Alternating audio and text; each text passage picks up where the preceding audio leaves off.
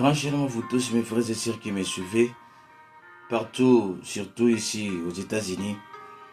C'est toujours votre frère, nous sommes là à servir Jésus. Nous n'allons pas se fatiguer, nous allons continuer à servir notre Dieu. Parce que nous avons trouvé bon qu'il n'y a rien de meilleur dans ce monde que de servir Jésus. Je voulais partager avec vous aujourd'hui, ce dimanche, 1 Timothée chapitre 2, verset 8. La Bible dit, je vais donc que les hommes prient en toute lieu, en élevant des mains pires, sans colère ni mauvaise pensée. C'est comme un souhait de l'apôtre. Je veux donc que les gens puissent prier dans toute lieu, en élevant les mains sans mauvaise pensée, les mains pires sans de mauvaises pensées et sans colère. Que Dieu bénisse la lecture de sa parole. Je vais prier. Dieu notre Père Céleste, bénis-nous.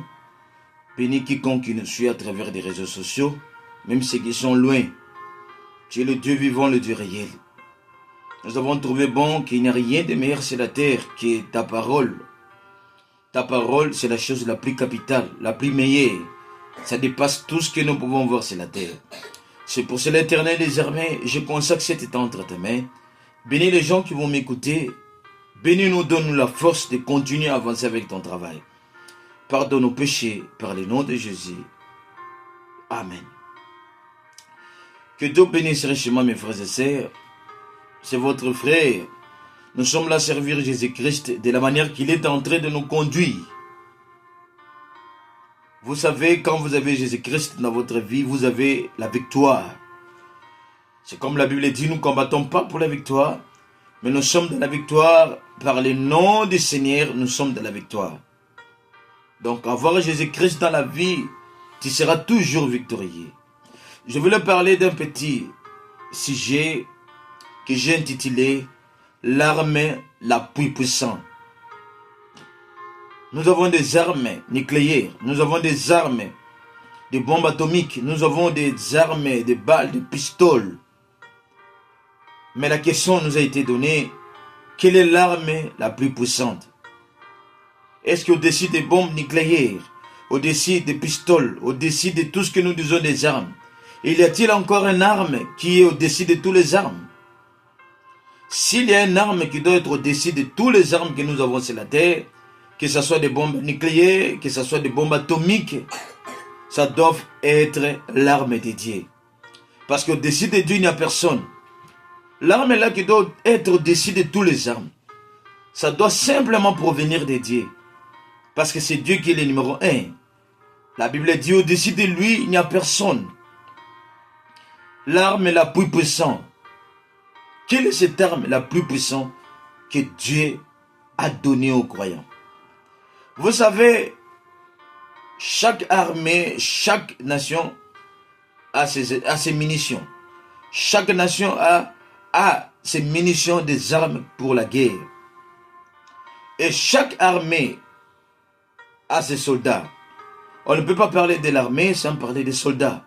Et on ne peut pas parler d'un soldat sans avoir une arme. Chaque soldat a une arme. Chaque nation, ils ont leurs armes. C'est la même manière aussi avec notre Dieu. Notre Dieu aussi, dans son royaume, il a aussi des soldats. Dans son royaume, il a aussi équipé ses soldats avec des armes pour affronter l'ennemi. L'arme dans la main d'un soldat, naturellement, ça sert à affronter l'ennemi. Un vrai soldat ne peut pas laisser son arme par terre. Un vrai soldat n'a jamais laissé tomber son arme. Partout il est toujours avec son arme. Même s'il est en train de dormir, vous verrez que son arme est tout près de lui. Un soldat ne laisse jamais son arme loin. Même s'il est en train de dormir, bouger, tu verras, la première des choses qu'il fera, il va prendre son arme. Pourquoi? Parce qu'il sait que sa force, c'est cette arme-là. Or que nous savons, le prophète était dit que les natures stupéfient les spirituels. De la même manière aussi que ce soldat-là, sa force, c'est cette arme-là, qu'il ne peut pas abandonner cela ou laisser cela, qu'on l'a équipé pour combattre l'ennemi. De la même manière que Dieu aussi a équipé ses soldats chrétiens avec des armes pour combattre l'ennemi quand il va venir dans son chemin. L'arme que Dieu a équipée, nous les chrétiens, des soldats, c'est ce qu'on appelle la prière. C'est ce que je viens de lire. Paul dit, priez dans toutes liées, élevons les mains, avec un cœur pur, sans les mauvaises pensées. Je pointais beaucoup des écritures qui parlent de la prière. Je pointais beaucoup des écritures qui parlent de la prière, que je ne saurais même pas tout lire. L'arme la plus puissante que Dieu nous a donnée, nous les chrétiens. L'arme la plus puissante que Dieu a placée dans les mains d'un croyant, d'un soldat chrétien, c'est la prière. Mes frères et sœurs, vous savez, quand quelqu'un a la vie de la prière, c'est un soldat qui est bien équipé. Chaque fois que l'ennemi va apparaître dans son chemin, il va l'attaquer, il va l'affronter. Mais si un soldat, qu'on appelle soldat chrétien, qu'il a son arme, il a abandonné son arme, quand l'ennemi va venir dans son chemin, qu'est-ce qu'il va faire? Il aura le temps de chercher l'arme ne sera pas là. Il sera vaincu, attaqué par l'ennemi. Vous savez comment abandonner l'arme? C'est négliger la vie de la prière. L'arme que Dieu a placée dans nos mains, c'est la vie de la prière. Une fois que toi tu ne pries pas, vous avez abandonné votre arme, votre munition. Et sachez bien que l'ennemi est tout près de toi. Quand l'ennemi viendra, vaut mieux qu'il puisse te trouver avec ton arme dans la main, mais qu'il puisse te trouver sans arme. Si l'ennemi vient te trouver sans l'arme, l'ennemi va te faire du mal. N'abandonnez pas la vie de la prière. La force d'un chrétien, c'est la vie de la prière. Frère Branham dit que la prière, c'est plus que la bombe atomique. La force d'un homme, d'une église, c'est la vie de la prière. La prière, c'est la force. La prière, Frère Branham dit, c'est une échelle. Ça fait monter l'homme dans la présence de Dieu. La prière change les temps et les circonstances. La géologie, la science qui élève l'homme. La plus grande arme, c'est plus que même la bombe nucléaire, plus que même la bombe atomique. C'est plus que même toutes les bombes que vous pouvez connaître sur la terre. La prière ramène Dieu en scène. Frère Branham dit, si vous voulez un réveil, commencez par la prière. Mettez-vous à genoux, commencez à prier, et vous verrez le réveil viendra. La prière, un jour, dans l'Ancien Testament, avait changé l'incide du Seigneur. Frère Branham dit que l'incide du Seigneur n'échoue jamais. Mais ce jour-là, l'incide du Seigneur avait échoué, avait changé, à cause de la prière d'un roi qui s'appelait Ézéchias. Ésaïe était devant Ézéchias et pouvait dire, ainsi dit le Seigneur Ézéchias, tu vas mourir. Arrangez tout, tu vas mourir. Ézéchias pouvait tourner les regards vers les murs et commencer à prier, pleurer Dieu. Et la Bible dit que Dieu a dit à Ésaïe, retournez. Dis-lui, je lui donne encore 15 ans de plus. Pourquoi ta vie ne marche pas? Pourquoi des complications? C'est parce que vous avez abandonné la vie de la prière. Mes frères, surtout nous, les gens qui vivent dans le pays des Blancs, surtout les gens qui vivent en Europe, surtout les gens qui vivent en Amérique, le diable a ôté beaucoup de frères et de sœurs l'arme qui est la prière dans la main. C'est difficile de voir une famille aux États-Unis ou bien en France qu'il puisse avoir la vie de la prière. C'est difficile de voir un frère ou une sœur dans le pays des Blancs qu'il est dans la présence de Dieu jour et nuit. Quand je dis difficile, cela ne veut pas dire qu'il n'y aura pas, il y en aura. Mais je dis c'est difficile parce que Dieu ne manquera pas de témoins. Mais c'est difficile. Qu'est-ce qui se passe dans le pays des Blancs? Le travail enlève l'arme dans la main des frères et des sœurs. Les gens travaillent dur. Ça fait que les gens ne puissent pas avoir le temps de la prière. Le frère retourne à la maison fatigué. La sœur fatiguée. Vous verrez, il n'y a pas de veillée de prière. Les gens sont abattus par le travail. Mais je suis venu apporter un message à vous, mes frères. Ne laissez pas que tu sois abattu par le travail. Ne laissez pas que le travail puisse t'enlever l'arme que tu as dans la main, que Dieu t'a donnée. Laissez-moi vous dire un conseil, mes frères. Le diable n'a jamais été distrait. Le diable n'a jamais été distrait. C'est nous qui sommes distraits. Quand toi tu ne pries pas, sachez-le bien que l'ennemi est en train de préparer quelque chose pour t'attaquer. N'abandonnez pas la vie de la prière. Même si tu travailles Dieu, oh Dieu, il est écrit dans Ésaïe 40 et 30, ceux qui s'attendent à l'Éternel renouvelleront toujours leur force. Ne se laissez pas vaincre par la fatigue du travail. Ne laissez pas l'autel soit par terre dans votre maison. Frère Branham dit, Zacharie était devant l'autel de parfum. C'est là où l'ange Gabriel avait rencontré. Combien des hôtels sont par terre ici, aux États-Unis? Combien de foyers n'ont pas la vie de la prière? L'argent a pris la place, a levé l'arme de la main. Les travailleurs ont levé l'arme de la main. Les gens travaillent durement. Les gens n'ont même pas le temps de lire les branchies. Même pas la Bible. Même pas 30 secondes à la prière. Les gens sont abattus par le travail. Mais je suis venu vous apporter un message différemment. Ne se laissez pas abattu par la faiblesse. Réveille-toi mon frère.